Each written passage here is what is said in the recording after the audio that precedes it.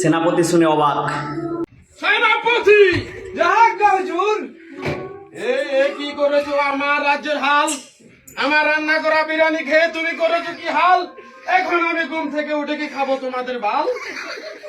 কে খেয়েছে সেই বিরিয়ানি, আমার রান্না করা বিরিয়ানি? জনাব, বন্দি করো তাকে।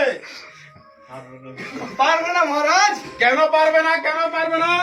আমি কি তোমাকে বেতন দিয়ে রাখিনি? এখনো 3 মাসের বেতন বাকি রয়েছে যাব না। কে বলেছে? এত বড় মিথ্যা অপবাদ আমার প্রতি কে দিয়েছে? আমি তো প্রত্যেক মাসের বেতন তোমাকে দিয়ে দিই। কে বলেছে এখনই বলো, তোমার গর্দান নিয়ে নেবো আমি। সেনাপতি, এখনো কথা বলছো না?